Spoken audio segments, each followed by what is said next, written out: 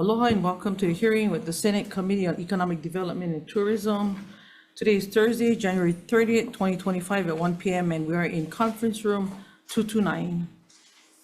This hearing is being streamed live on YouTube. In the unlikely event that we must abruptly end this hearing due to technical difficulties or due to power outages, due to the weather today, we're going to try and reconvene as soon as we're able to. In the event we are not able to reconvene today, a new notice will be posted on the Hawaii Legislature website.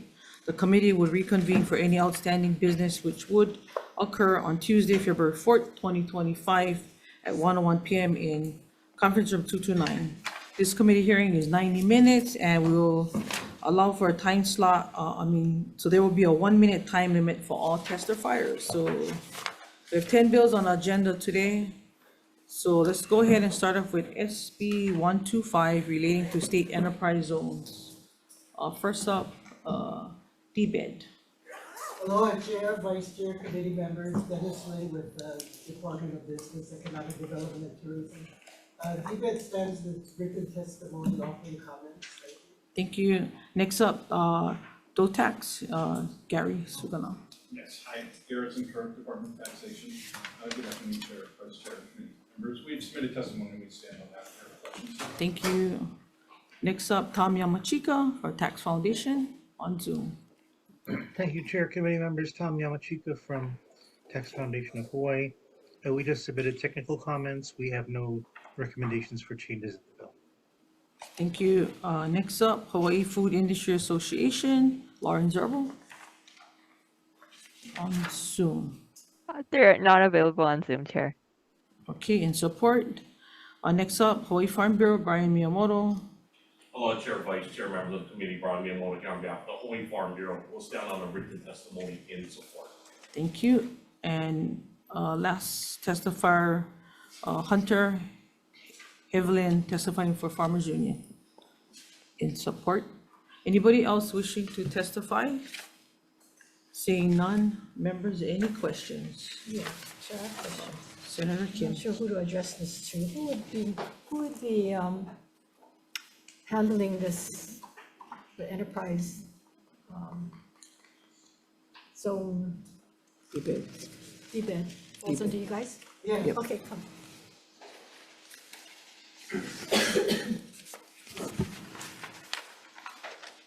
So according to what I'm reading from the taxation testimony, is said that by extending the requirement of qualified business to increase its annual number of full-time employees by at least 15% to years 9 rather than the 7 years currently required. So it's at 15% now? I'm sorry, I don't understand that. Tax is saying on their testimony, first page, second paragraph, section 1, Senate Bill 125 amends section 29E-9 HRS relating to state enterprise zone by extending the requirement of a qualified business to increase its average annual number of full-time employees by at least 15% per year through 9 years rather than the 7 years currently required. Is that correct? I don't know. I need to go back and check that figures from the Department of Taxation, because all we concentrated on was the increase in the number of years of the extension, not the number of jobs. But isn't that the whole thing, that we would get jobs by giving these tax breaks? Right, it is a job Jobs, right? producing Right. project, yes. So I'm concerned about that 15%. What is it now, and is it going to increase? What is it going to increase to? The 15% is, actually, each year, they need to increase by 15%. So each year of the additional years, they're going to have to increase by 15%. I see. So is there a minimum that they have to have? A one. One, okay. So if I am in this enterprise zone and I have one employee, so I'm gonna have to, through 9 years rather than 7 years, for 9 years, I have to keep increasing every year by 15%? Yes. So, Yeah. Oh, okay. This is Mark Ritchie. He's the Okay. program Let me make the manager. statement. When you folks come up and are in favor, you better understand the measure. Okay, because if you're supporting something and you don't understand the measure, then I have some concerns, so. So there, it's, for the way this particular bill reads, it would be an extension of the 7th year. And the 7th year, whatever that job total is, they would extend that for another 2 years. So it would be the same target through the last 3 years.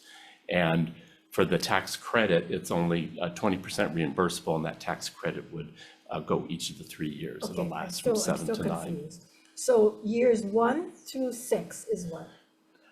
Years 1 through 6, it depends. There's 2 types of companies that, when you enroll, you are classified as. Right, One is manufacturing. an existing company, meaning that the enterprise, that you already had your business and the enterprise zone was designated underneath you. Those hiring requirements where you have those 15%, I can give you the schedule, are a little bit more onerous. All the other companies come in, what we call new companies, mean you establish the company after the zone was already there. And that is just a 10% increase, and then you hold it the whole 7 years, or this would be 9 years. And then we don't do part-time people. So if you have one person, you still got to have a second person. So when you give your annual report to us each year, we want to see 2 employees on there in order for DBID to certify that that company met the requirements of the program and that they could take the tax credit. So this, I'm so confused. So this 15% is only for the, not the new people coming in, the people that were already there? That would be for existing companies. They sort of Existing took, companies. they took just one part of that. There's, you either come in under an existing company or you come in under a new company. The vast majority come in under new companies. So how many existing companies do you have? I'd have to go- 152. Oh, in the program. program. In the program, but it's probably less than 10 that actually come in under existing. Just because the program's been around for so long, you literally have to see an establishment date from Right. the enrollment where it says, okay, we were established in 1985 or It would be good to 1990 or something. see a chart as to how many existing ones you have and how many new ones come in. And what is, and the total amount is 162? 152. 152? Okay, you don't have to give that to now, you can turn that into the committee. But, so, the existing ones is the 15%, not the new ones? Right, the other ones come in under 10%. 10%. I can actually, well, I'll get the word, it's right in our annual report. I'll give you the actual wording, so. And it's 10% every year? No, it's not compounded, it's 10% and hold it. So if you have one person, then we want to go to 2 or 1 through 9, you still have to add a whole person full-time. But then if it were 10, it would be one person, you go up to 15, then we add 2 people, we're rounding up. And then you hold it for those years. Okay, so if I was come in today with one person. Right. And then I'd have to increase it by 10%. Correct. So one more person, I'd have to have one more Correct. person, right? And then that one person would be for 10 years. 2 people in my company for 10 years. That's correct, and you could qualify for the benefits. And so for this one, 15%. That's for an existing company. Okay, so existing company has, They start out at 15%. The first 3 years, it would add one more person, but then they have to increase it again once they get into year 4. And I can give you a table and okay, stuff when to they get show into it. year 4, they have to increase it. Then they bump it up again. And then they hold it for the next 9 years. Yes, I think for the next, yes. But I'll give you a table that shows that the 2 comparisons of existing or new companies. What's the benefit to having it go from 7 to 9? Because what happens after the 9th year? Then they graduate, and then they're not eligible to enroll in the program again. Oh, okay, so right now they graduate at 7, Correct. and so they're extending With the program. exception of manufacturers and ag companies, they can do a 3-year extension. So they have 12. up to 10 years, but they have to apply for it, for the 3-year extension. Okay, thank you. Okay. So what has been you guys' experience with the 2 tax credits? In terms of, is it an effective program Yeah, at is it creating jobs? effective Yeah, in the creating jobs? mission is to create jobs and stimulate certain types of business activities, ag, manufacturing, wholesaling, in economically challenged areas of the state, or those are enterprise zones, which the counties designate and then the governor approves. So in those enterprise zones, what are more of the businesses Does that, right. Agriculture. Is always Well, agriculture, manufacturing, and wholesaling, and those are the three big, You guys can give us a breakdown of the enterprise zones? or- Sure, we have that in our annual report, and we'll make that available to you.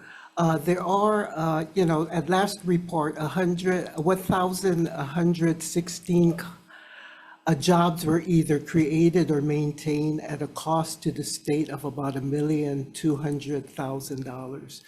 So it is very effective in creating jobs that disadvantage, disenfranchised. from year to year, it works out about anywhere from like 1,200 to maybe 2,000 on a per job basis in terms of foregone tax revenue. And that's a little bit of a back of envelope thing because we don't have access to DOTAX's tax records of these companies, although they do get our reports, and so they know who's been certified and not certified. Can you also give the chair an idea of the average business, how many employees they have? I can't, actually, that's in our annual report. Let me just have it right here. Because if they only have to increase it one time by 10%, and say I have a company of one and now I just have to have two. So for 9 years, I'm only gonna have to have two and then I'm not increasing it by. Right, for the small company, that's true. We do have a lot of like larger companies though, and that like 10% may mean like 20 employees or something. And if any time, or when they do their end of year report with us, they fall under that, then they don't get that certification, or we say, well, you cannot take the tax benefits this year, but you're still in the program. It's just you have to wait till next year, and you got to get back to that target that you get when you enroll in the program. Okay, thank you. DOTAX.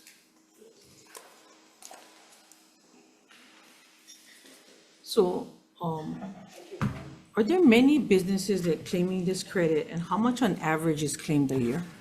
That I don't know. I don't have the financial information yet today. I know they're working on trying to get that all. Okay, But I can you don't have get it that with to me. us? Yes, later? certainly Okay, can. thank you. Okay, moving on. Next up, Senate Bill 12.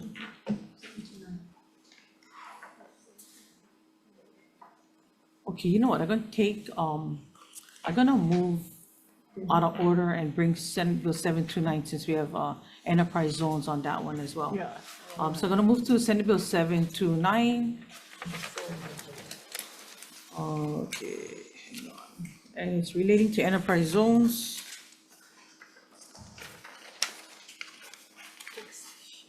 First up, DBED, Director Tokioka. Yes, David starting with written testimony. Thank you. Next up, the Alliance for Collaboration, Jim Crisafulli. In support. Next up, Rodrigo Romo in support, and Keone Shizuma in opposition. Anybody else wishing to testify? Hello, Chair, Vice Chair, Josh Wish with Holdenmua Collaborative with testimony and support. It might have arrived late, so my apologies for that, but I can also get it over to you again. I'll stand on our testimony and support. The main thing I'll note is one of the main reasons that we have been supporting this is in talking with a number of especially smaller local businesses. They've noted that for generally participating in the program, as is a local manufacturer, has to have over 50% of their sales in wholesaling. And increasingly, there are a number of small manufacturers who are going directly to retail, especially with the advent of internet sales. And so this would allow some of those local small manufacturers to also receive the benefits of the enterprise zone. Thanks very Thank you. much. And we did get your testimony. Oh, wonderful. Thanks, Chair. Anybody else wishing to testify? Hawaii Farm Bureau, Brian. Good afternoon, Chair, Vice Chair, members of the committee. Brian Miyamoto here on behalf of the Hawaii Farm Bureau. Our apologies, Chair. I thought we submitted our testimony. We will submit if the committee doesn't have our written testimony. We get them. Oh, okay. We're obviously in support of this. We're trying to increase our value-added production. As you may have heard, and you can see from our testimony, we believe that agriculture-related businesses are 50% of the businesses in the enterprise zone program. And the discussion with the last bill, we do support the extension. And with the extension, for farming, it's hard to increase our employees. So the legislature had approved the increase in revenue in sales at 2% per year. So we believe that would apply for the extension up to 12 years if the legislature does consider that. Again, it's a great program, mostly in the rural areas. The zones are really supportive of agriculture and agricultural development. There's a lot of momentum for value added using local agricultural crops. So we are in support of this, and we'd like to see increased agricultural production using agriculture, or value added production using local agricultural crops to help grow our industry. So thank you for the opportunity to testify. Thank you. Okay, I gotta go back. I was reading SB 581 on the testifiers. Let me go down the rest of this. So, Hawaii Farm Bureau, next up, Melly, James, and Brittany testifying for Mana Up in support. Mike Kakane testifying for Hawaii Community Foundation in support. Title Guarantee, Mike Peach in support, Jason Fujimoto in support, Josh Feldman, all in support. So did I miss anybody else? Not, Just as far as Department of Tax, you have our testimony, we can implement this. oh, yes, we do. Yeah, we can implement the bill as written in the time frame. Yep, Stand on that. comments. Okay, thank you. Any questions? Yeah, Farm Bureau.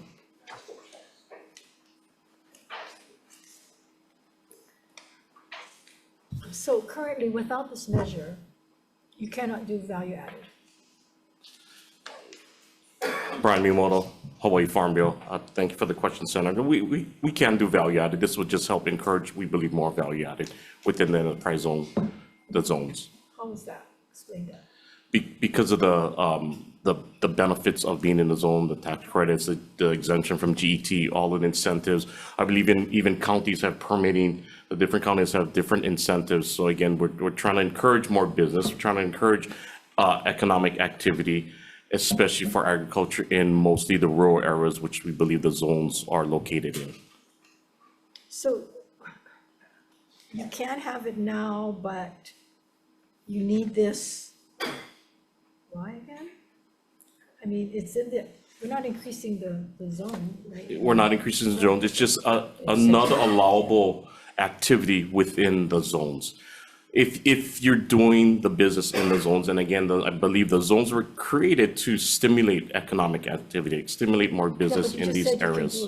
You can do it now. You can, so it would only be those businesses that are in the zones that be able to take advantage of it. But my understanding is you cannot, the value added is not an authorized activity, right? So they're adding that in, or the drafters of this bill is adding that So you as an can- allowable So this will allow you, activity. if you only do value added, right now, companies that do it in addition to what they're doing can do it, but just a value added company cannot. Is that what you're saying? I don't believe the value added is an allowable activity it's within the allowable zone. value added. Agriculture processing, agriculture production in the enterprise zone programs are allowed now. That's what's in there. This is now adding that value added processing as an additional Understand.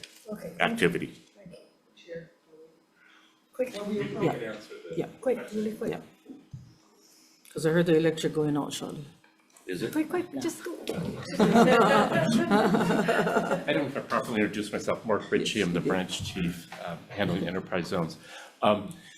This is actually has to do with retail, and value added would probably come under manufacturing. So those companies can join the enterprise zone program. Oh, really? They might not get, there's one benefit they might not get is agricultural production.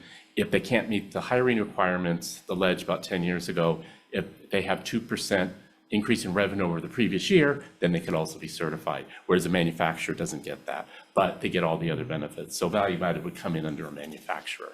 Right, under retail sales, and it would have to take place within the enterprise zone. Right, this just adds, because right now, when this was written, this was pre-internet, everybody did wholesale. So really, what's only eligible for the tax credit and the GT exemption is wholesale sales, because that's the way people used to operate. Now, and I think what maybe sparked this bill is we have a lot of companies that go directly to retail. They're manufacturers, but they're selling directly into retail, and so this program doesn't really help them. And then when you read the form, the the DOE tax form, it explicitly, it's 756, the enterprise zone form, it basically, it's only wholesale sales. And so this would allow them to incorporate the retail sales. It'd be helpful when you first do your testimony to show us what exactly, because not all of us are up on every. No, I understand, it's, Subject, right? Okay. Enterprise zones, we know it's good, we know it's got jobs, but a lot of times the details wasn't clear. So let me ask you this other question. Go ahead.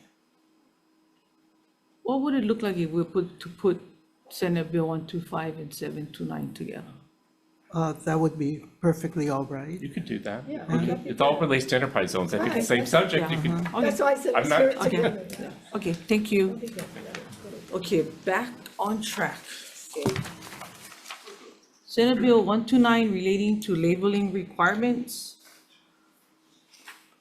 First up, Department of Ag. Good afternoon, Chair, Vice Chair, members of the committee. I'm Rick Cohen from the Measurement Standards Branch, Department of Ag. We'll stand on our testimony, offering comments. I'm here to answer questions. Thank you. Next up, DLNR, Good afternoon, Mr. Chair, Vice Chair, committee members, David Svoboda for DLNR. We'll stand on our written testimony and support. thank you. Next up, Attorney General Travis Moon or Christopher Leong. Good afternoon, Deputy Attorney General Travis Moon. We provided comments in our written testimony regarding a supremacy clause issue. I'm available for any questions. Thank you. Thank you. Next up, Eric Kima testifying for Hawaii Long Line Association. Yeah, aloha Chair, Vice Chair, committee members. Executive Director of the Hawaii Long Line Association, just stand on my written testimony and no further questions, but we are in support. I'll just say, I think 100% of Hawaii's fishing communities can support this bill. Thank you. Next up, Stephanie Sakamoto, Fishing Tales at Mike Sakamoto. Thank you. Next up, Edwin Watamura. So, yeah, I get planning guys in support. For the record, there's the list. Anybody else in here wanting to testify on the behalf of the measure? Okay, seeing none, anybody has any questions? A question for the AG. AG, you still on? AG, please. I'm here. Hi, Travis. Okay, so I am reading your testimony about the supremacy clause. Can you explain to us more detail? I'm sure the public out there doesn't know what that means. So the supremacy clause, it has to deal with a preemption issue. So in Hawaii, well, we follow both the US Constitution and the state constitution. So ultimately, the federal law, if they regulate a certain field, or if Congress says that they intend to have their regulations occupy a field, such as labeling, then the federal law trumps state law. And state law is preempted from acting in that area. So here, we have federal law that talks about labeling, country of origin labeling requirements for fish. But there is a carve out in the federal regulation for processed fish. So that's why our recommendation is to remove language about country of origin labeling for raw ahi and focus on processed ahi, and a definition of what we think processed ahi should be based on that federal exception is also included in our testimony. Okay, thank you. Those of you in support of this, how does that change if we say process instead of raw? Okay, so dear, Eric, I'll let you guys speak.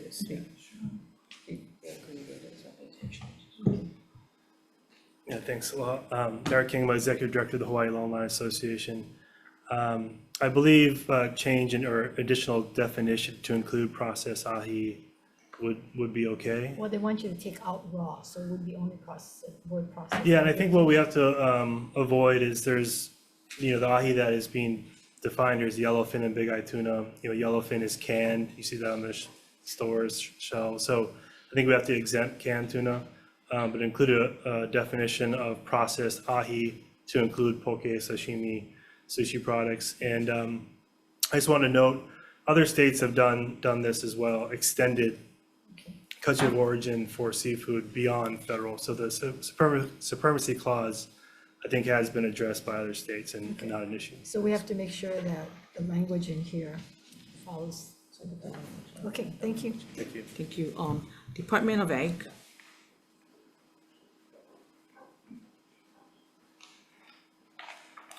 So, I got you guys' testimony late at 10:40 something this morning. And, you guys see any problems with this new labeling requirements for ahi if this bill is passed? There may be problems with us enforcing it. It's not our kuleana at this time. It's nothing that we've ever done in the past. We do packaged products with statement of identity, net weight, and locations of distributors or manufacturers that make the packaged products. But this is more of a labeling issue that would go on to a product that's being sold in a supermarket, that may be signage under food safety guidelines and whatnot that other agencies may already be checking. So on the food safety guideline, do you guys do the enforcement for that? We do not. Who does that? It's probably DOH, Food and Safety. Do you guys have any federal funds that come down to do enforcement? I don't know. I don't know that. I would have to ask our superiors to find out. I think that's kind of important, knowing that you guys have a division of Department of Agriculture and Aquaculture. I would like to know if you guys do. Can you find that out? And then as well as going forward, how you guys, because what this is trying to address is buy local, not to have, imports to be now mixed with, local products, as you guys elaborate to in your division of the Department of Ag. You guys have made a huge push on supporting local. So if you don't think that the regulation and enforcement should be with you guys, then where do you believe that should be? Well, that was just specific for the Measurement Standards Branch, because we deal with commerce issues and making sure that a transaction is equitable for a business as well as the consumer, checking gas pumps, scales, things like that, and taximeters. So it's mainly devices that I deal with. That's why I think it would have been better to have had the chair here, and whether or not another division within the Department of Ag is warranted to handle the enforcement part of it. I'll relay the information and we'll find out, get information if we get federal funds and see if there's another agency within our department. Please do. Thank you. You're welcome. Thank you. Any other questions? See none. Moving on to Senate Bill 581, related to economic development. First up, testifying for Technology Development Corporation, Matt Kobayashi. Matt Kobayashi, good afternoon, Chair, Vice Chair. Thank you. Next up, Jim Crisafulli, testifying for Alliance for Collaboration and Exploration of Space in support. Rodrigo Romo, individual in support, and Kioni Shizuma in opposition. Anybody else wishing to testify? Seeing none, members, any questions? Okay.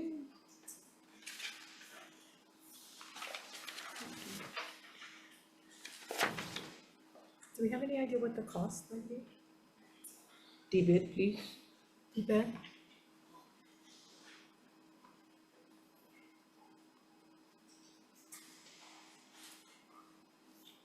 The dollar amount in the back is blank. What do we think this is gonna cost? I'm sorry, what bill are we on? 581. 581. Yeah, that we don't know because it's not a bill from DBED. Matt Kobayashi.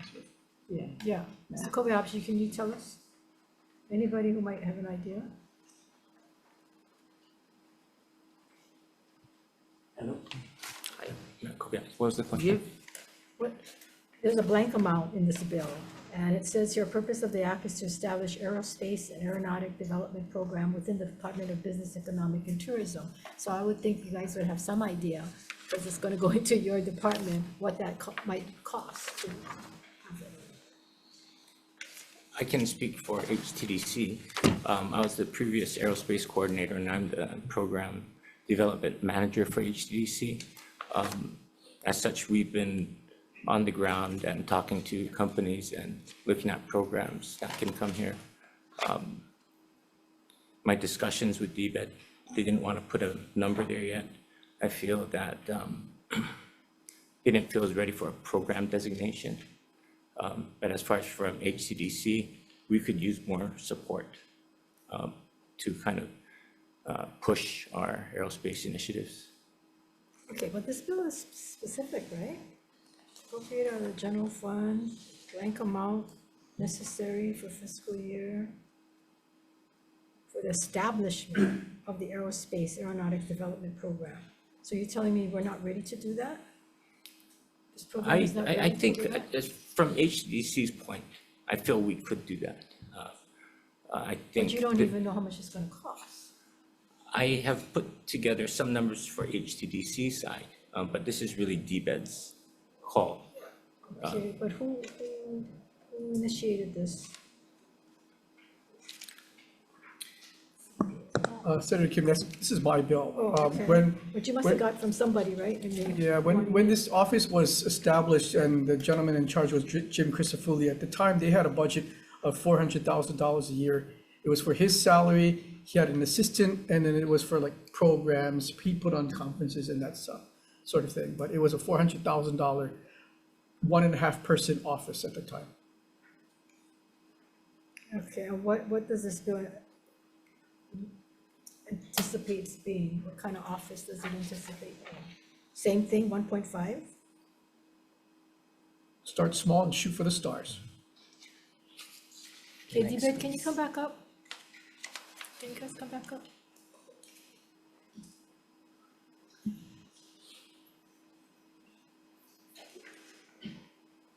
So originally it was in the folks' office, It was in DBED, in the department, yes. it was in DBED. Yes. And then it no longer exists. It because- no longer exists. At that time, it was terminated, I believe, about 6 years ago. Why was that? Why was it? That was because they felt it had, I can't recall, but I think it had run its course, that they felt that the aerospace industry was not something they had wanted to continue.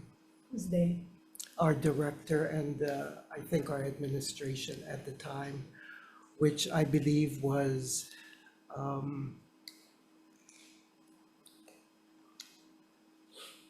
do you recall? I don't recall, I wasn't here. You weren't here. Okay, well, I would think it was during probably Richard Lim. okay, and now it's changed or it's still the same? We haven't had the discussion. This bill comes as a surprise to me as to it being, something that is trying to be established in DBED.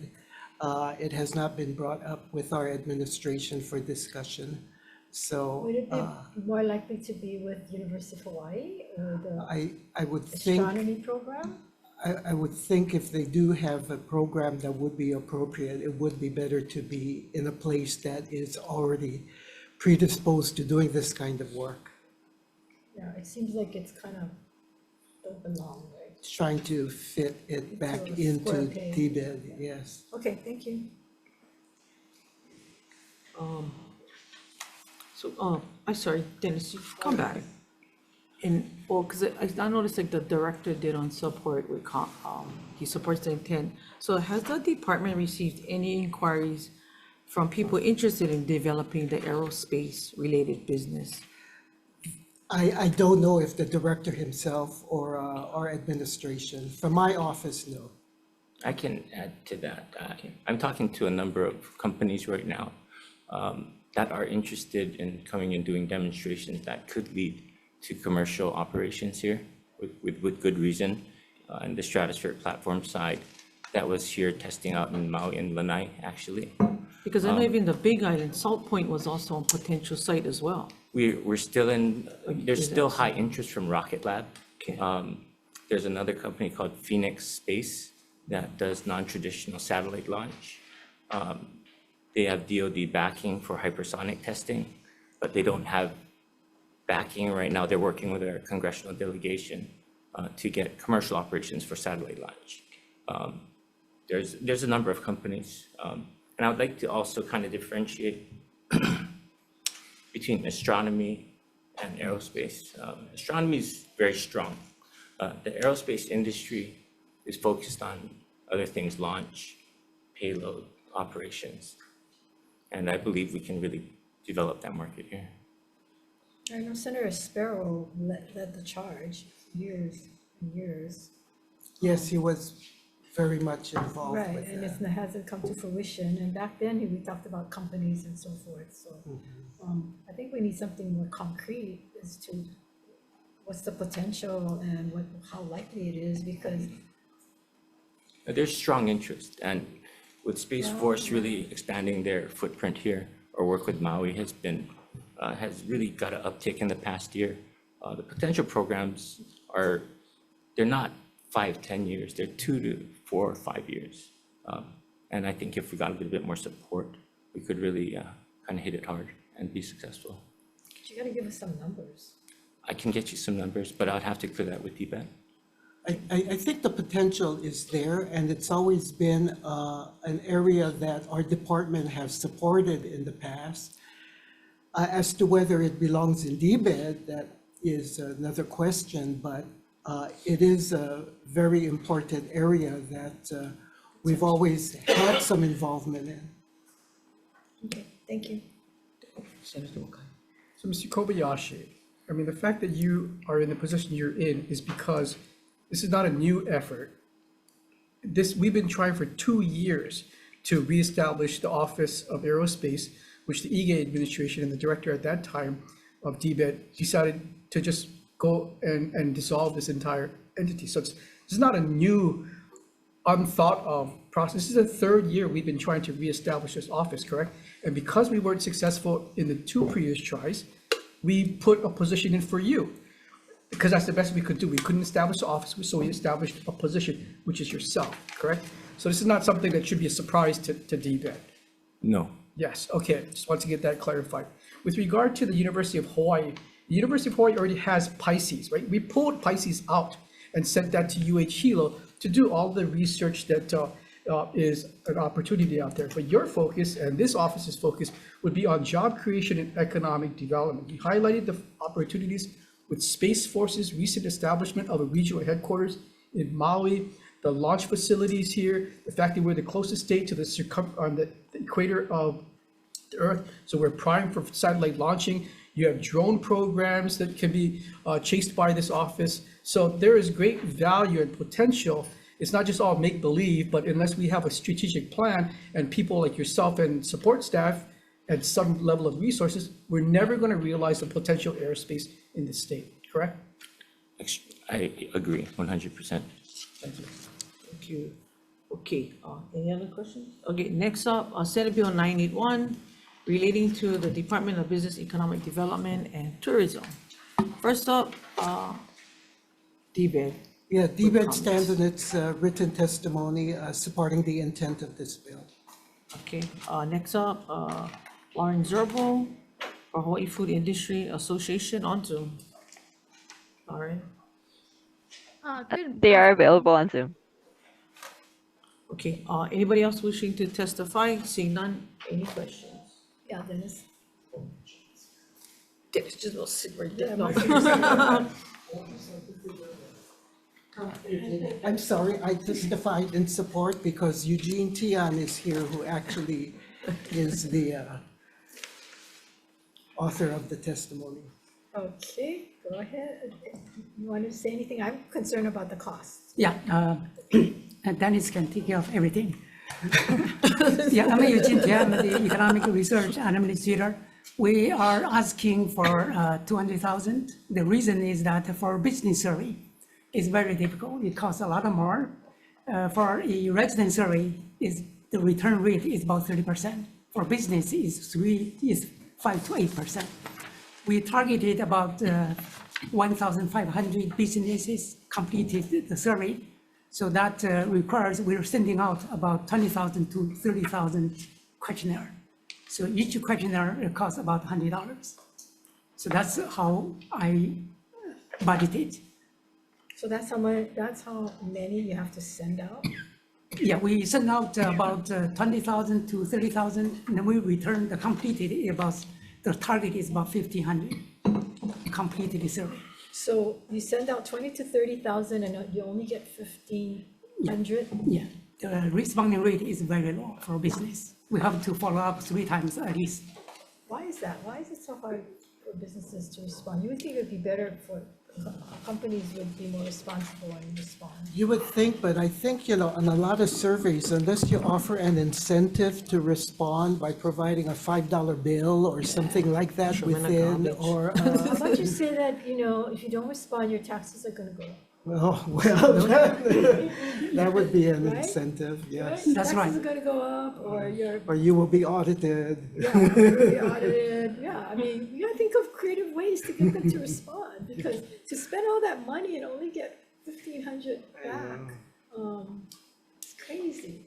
And this one, we don't have a condition for the film, for example, for the tax credit for the research activity. Yeah, we have a prerequisite. They have to complete in order to get the credit. But this one is volunteer. We have no any control. Can't we find something to connect it to? I'm sure we can, right? I mean, we're the government. Right, we are, I'm in the research division, and I think we have been, it's always our dilemma. And a certain survey, we don't have a constitution, the state cannot even do. It's a federal business. And even the state survey, I don't think we have a constitution to find them.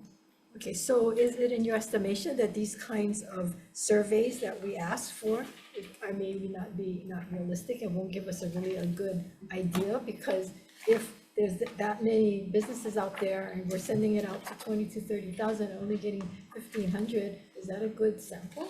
Yeah, from the statistical point of view, the sample of more than 4,000, that would be a representative. But this, because we are thinking about survey by industry and heavily, because the minimum wage will impact 2 industries heavily. One is the food industry, and the second is retail. And they have about 30% of the workers paid at the minimum wage. So you're targeting more of those businesses in this than you are Correct, yeah. others? Okay. Well, I hope that in the future, when you guys testify on this stuff, to tell us whether or not it's cost effective.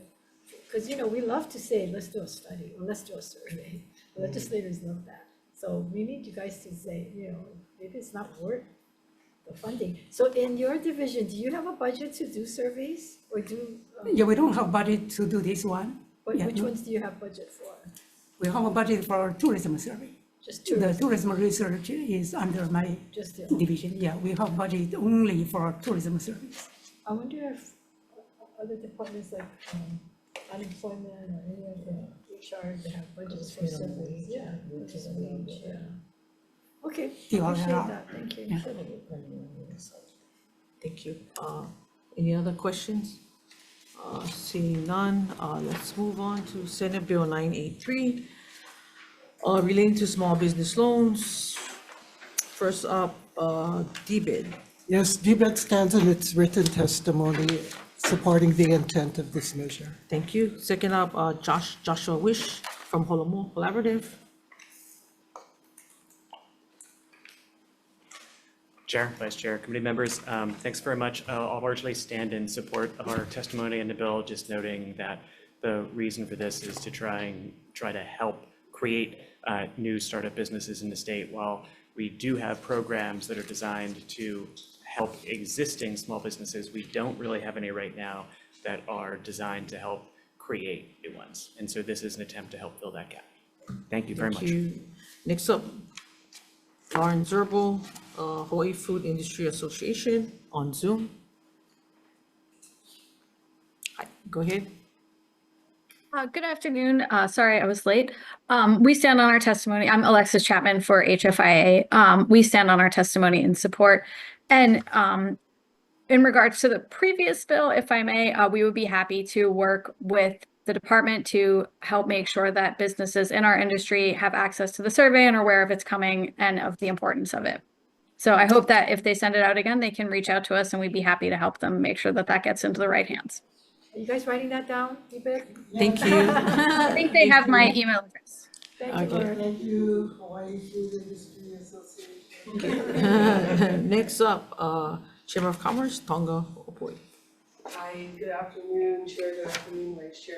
The Chamber stands in support. Tom Boy, Vice President, Economic Development, Government Community Relations, here for any questions. Thank you. Next up, Melly James and Brittany testifying for Mana Up in support. Mike Kakane in support for Hawaii Community Foundation. Title Guarantee also in support. Jason Fujimoto in support and Josh Feldman in support. Anybody else wishing to testify on behalf of this measure? Seeing none. Members, any questions? Yes. Senator Kim. Dennis? What is our track record as far as startups where we give them loans and then they aren't able to pay it back or we have to write it off? Well, we currently have a loan program, which we got through a federal grant from the EDA and supplemented by some of our CBID funds. And the delinquency ratio on that is 0. There are no delinquents. And how many loans do we have?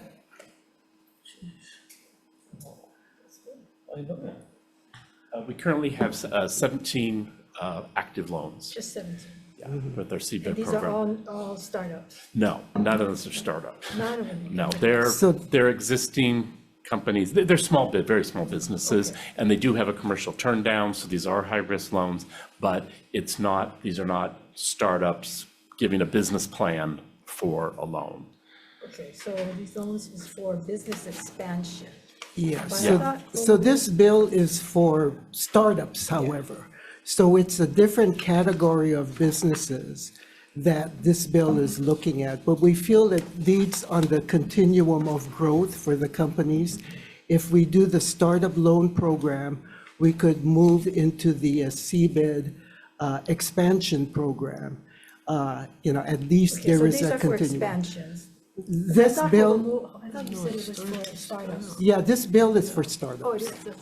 Yeah, this bill is for startups because Yeah. there isn't currently a startup Okay. program. It is for small businesses. Okay, do we have any kind of idea on startup companies, how many of them default or? That we don't because, well, in general, I would think a lot of startup companies, yeah. I quite a would bit. think it's required to write admin rules for this. I think we'd put a lot of thought into that to try to de-risk it somewhat. I mean, these would still be high-risk loans, but you would want the borrower to have skin in the game, to have a really good business plan. You'd probably put a committee together that would really evaluate it, be very competitive, how we gave the money out, because, we want to use taxpayer dollars wisely and actually have viable companies starting up and growing and then being able to tap into our other sort of business growth programs. It's just that I heard some nightmares about, when during COVID and we had all that money for those businesses and people were applying and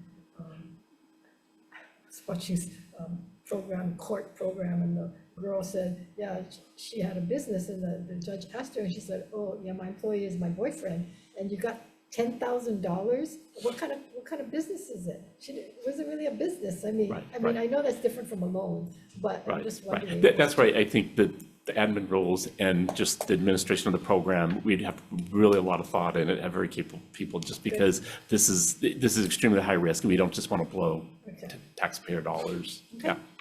Trust you guys, thank you. So, I remember this loan program they had that basically they would, well, of course you guys would require the down and everything else on equity or? Oh, that was our old Hawaii Capital Loan Program. Yeah, that was sunsetted over. How did that go? That had a lot of default. Yeah, there was quite a bit of default. It was a lender of last resort also. So we're gonna take a look at that and then tweak it. Okay, wait, let's try one right to something. Okay, anybody else, any other questions? Thank you. Okay, let's put it lower. We always have that. Yeah, okay. Okay, moving on to the next one. Senate Bill 989.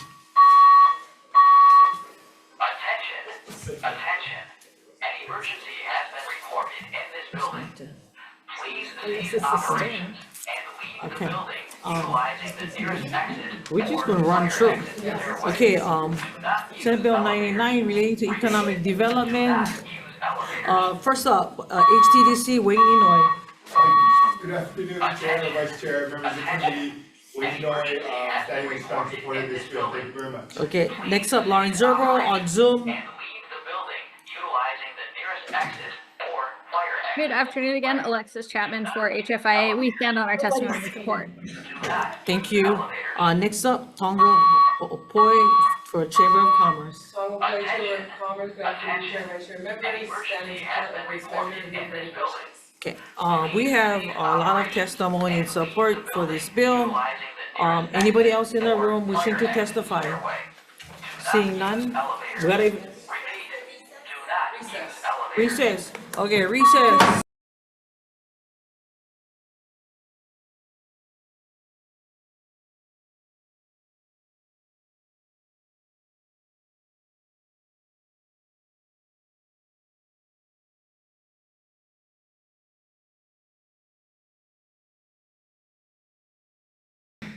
Okay, we're back. Finishing up, we're on Senate Bill 989. Any questions for the committee? Seeing none. Senate Bill, we're moving on to Senate Bill 992 relating to Hawai'i Technology Development Corporation. I'm sorry. Dead, the bill died. First one. Good afternoon, Chair, Wayne Doi, Hawai'i Technology Development Corporation. And we stand on our testimony. Okay, next up, Lauren Zerbo, for Hawaii Food Industry Association on Zoom. Good afternoon again, Chair, Vice Chair. I'm Alexis Chapman for HFIA. We stand on our testimony in support of this as well. Thank you. Okay, next up, Tonga Hopoi for testifying for Chamber of Commerce on Zoom. In support, Brian Miyamoto, Hawaii Farm Bureau. Thank you, Chair. The Hawaii Farm Bureau will stand on its written testimony and support. Thank you. Next up, Brandon Damitz in support.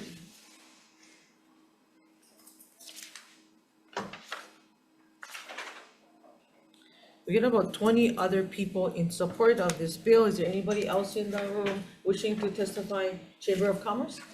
Hi, Tonga Hopoi, good afternoon, Chair, Vice Chair, member of the committee, Tonga Hopoi standing in support.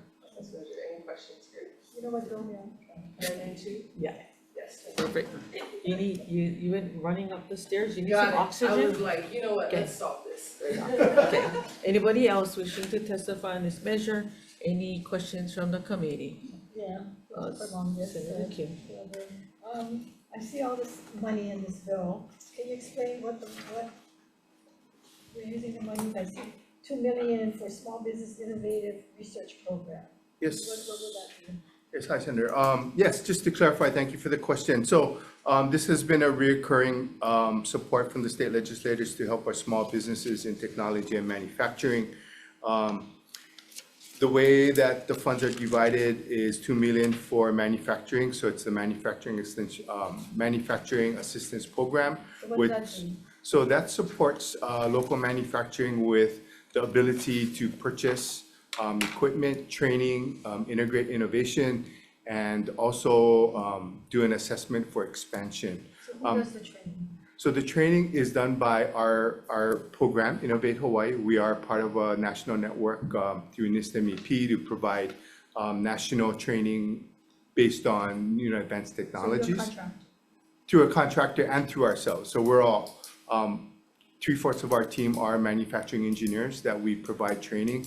There are certain areas in advanced manufacturing that we're not really skilled up to be. So we use national contractors to bring in from out of state to really help us. Okay, so this $2 million got it last year? This is the Manufacturing Assistance Program grant, and I think the grant started in 2018. So since 2018, you get it every year? We've been very fortunate to receive appropriations from the legislators. Sometimes it's $1 million, sometimes it's $2 million, depending on the budget. But we've been very fortunate to get at least a little bit of funds to help support our local manufacturing. So can you give us a list and show us exactly who was helped? And Yeah, we can do that. We can show that. And we are working with Dr. Tian and the Reed office to answer some of your questions about data and survey. Right now, we are, in the process of revamping our economic impact survey, which we get these numbers, and we can definitely share that with you as well. So is it the same companies that get helped and trained every year? Or is it No, our goal is to not fund the same companies. Obviously, again, there are companies that always come back, but we do give priority for first-time companies, and we also give companies during the last couple of years to Maui companies that were experiencing some hardship. So we were giving priorities to those types of companies.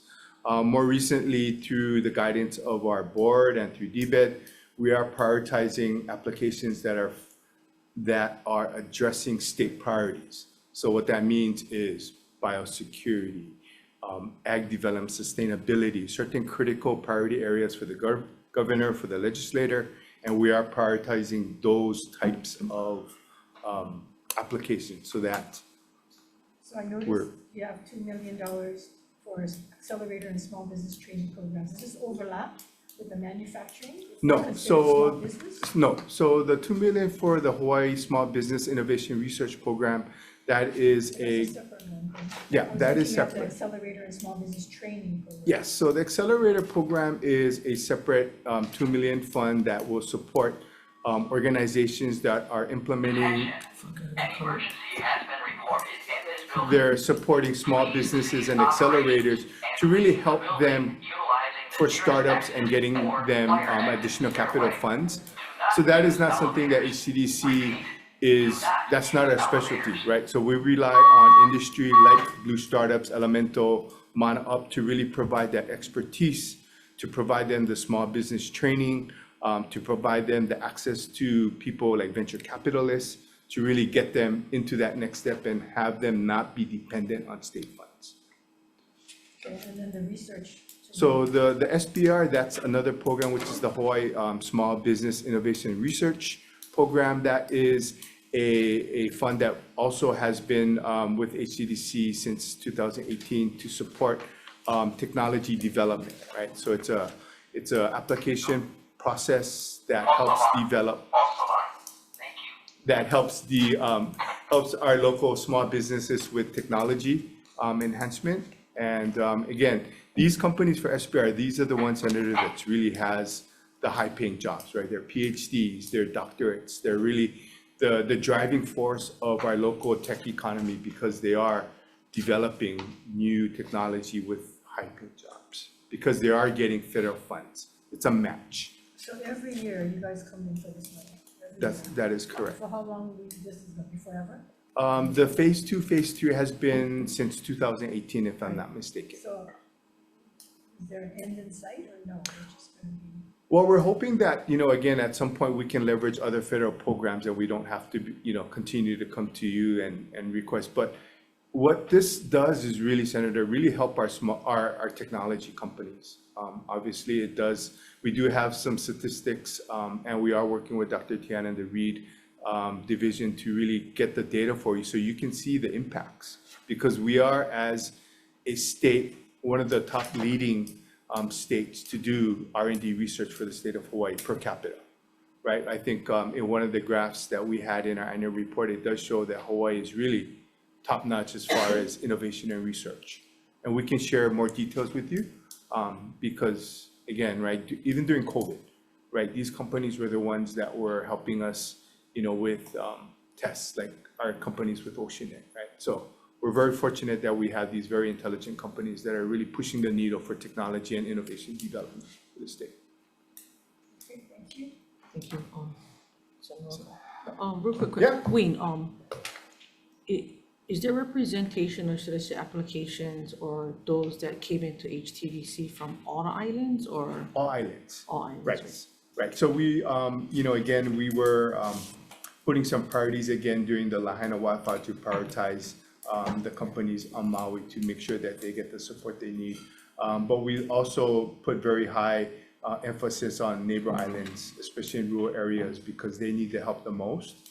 And, our goal is to be a statewide program, so really focusing on the rural areas and getting applications from other islands like Molokai as well, so. Yeah, and I showed up for one of them, so thank you, Yes, 'cause right, they had the and, training. yes, so we are using the monies, other federal monies to leverage this state money. So we're not, this money goes directly to the companies for support, right? Thank you. Okay, thank you. Okay, seeing no other questions, moving on to Senate Bill 1003, relating to agricultural development. First up, ADC Wendy Gady in support and in person, next up, Hawai'i Farm Bureau, Brian Miyamoto.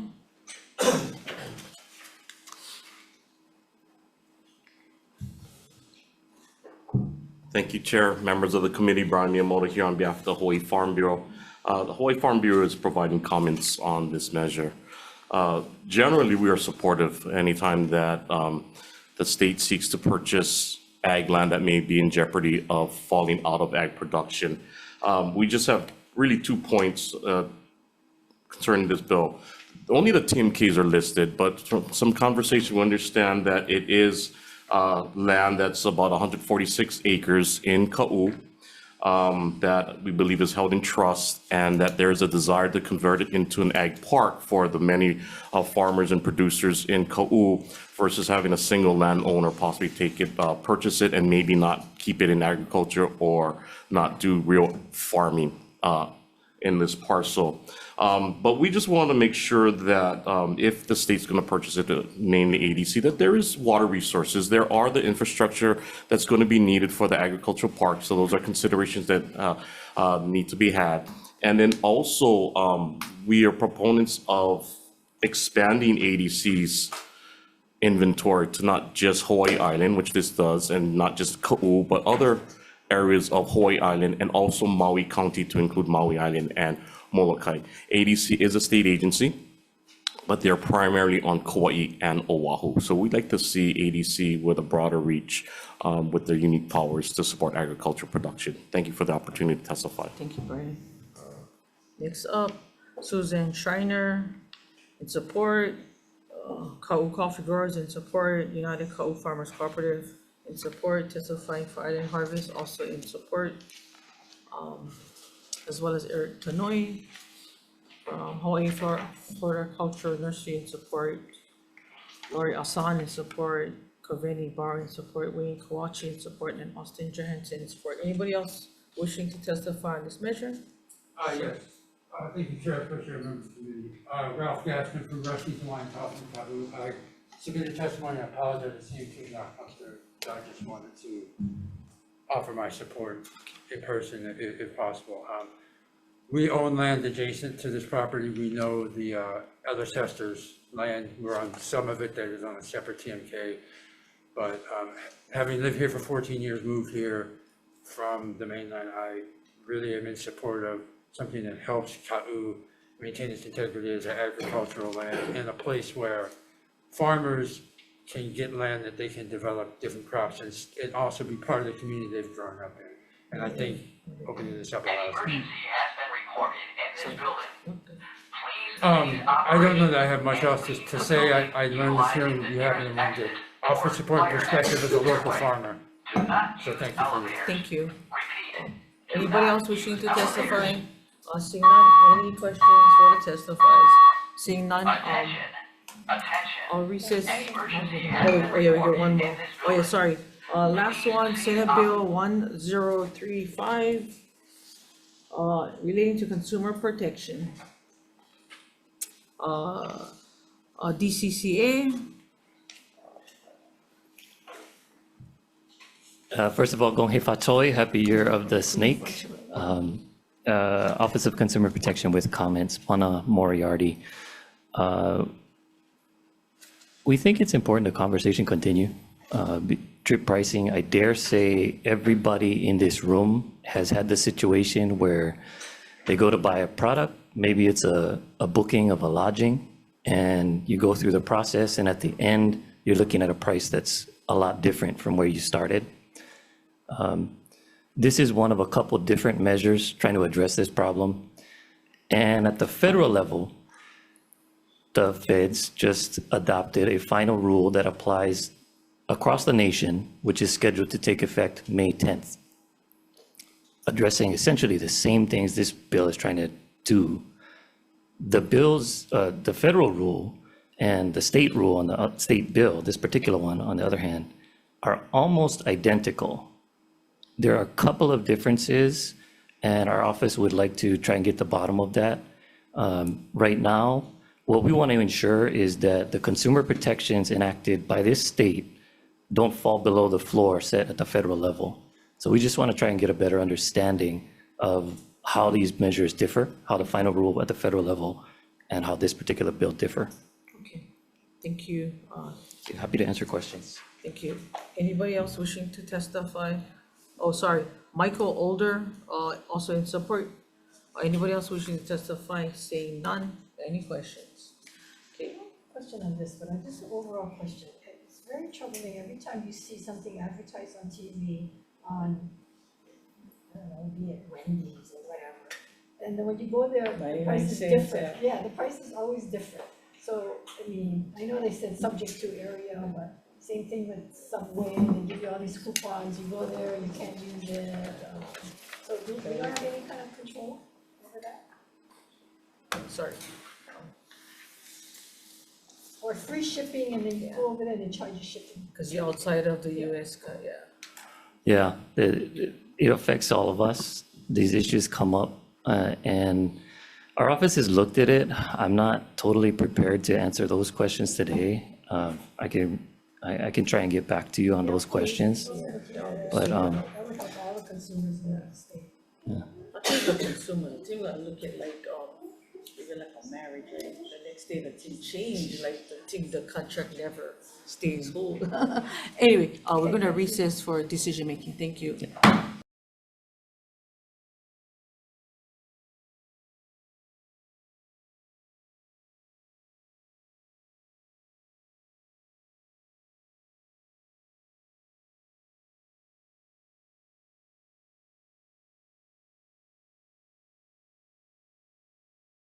Hi, we are back for decision making, starting with Senate Bill 125.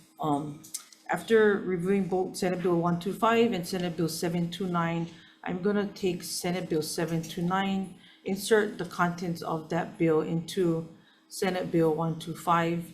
Also be incorporating amendments from DBED to include also businesses in the program as of July 1st, 2025, and no retroactivity and effective date to July 1st, 2050.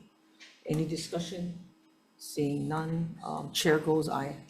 Vice Chair votes yes. Senator Fukunaga is excused. Senator Kim. Aye. Senator Awa is excused. Chair, your recommendation is adopted. Thank you. Next up, Senate Bill 129, relating to labeling requirements. It prohibits the sale of raw ahi and raw ahi products in retail establishments without a label that states the country where the ahi was landed. We are gonna pass this with the following changes. One, on page 2, line 19, insert after raw ahi or ahi poke. 2, on page 3, between lines 5 and 6, and insert the following. Processed ahi means a retail item derived from ahi that has undergone specific processing, resulting in a change in the character of the ahi, or that has been combined with at least one other substantive food component, except that the addition of a component that enhances or represents a further step in the preparation of the product for consumption will not in itself result in a processed food item and does not mean canned tuna. Ahi poke means cubed, cut, or sliced raw ahi mixed with other ingredients, including but not limited to seasonings and vegetables. We'll also defect the effective date to July 1st, 2050, and the Attorney General's comments can be more appropriately addressed by the next committee at CPN. Any discussion? Seeing none, chair goes aye. Vice Chair votes yes. Senator Kim? Aye. Senator Fukunaga and Awa are excused. Chair, the recommendation is adopted. Thank you. Next up, Senate Bill 581, relating to economic development. We are gonna pass with an SD1, technical non-substantive amendments for the purpose of clarity and consistency and defect the effective date to July 1st, 2050. Any discussion? Seeing none, chair goes aye. Vice Chair votes yes. Senator Kim? Aye. Senator Fukunaga and Awa are excused. Chair, the recommendation is adopted. Thank you. And then on Senate Bill 729, this bill would be deferred indefinitely. Moving on to Senate Bill 981, relating to the Department of Business, Economic Development and Tourism. We're passing this with an SD1, technical non-substantive amendments for the purpose of clarity and consistency and defect the effective date to July 1st, 2050. Recommendations is to let the committee report note that 200,000 cost of the study as noted in their testimony. Any discussion? Seeing none, chair goes aye. Vice Chair votes yes. Senator Kim? Aye. Senator Fukunaga and Awa excused. Chair, the recommendation is adopted. Thank you.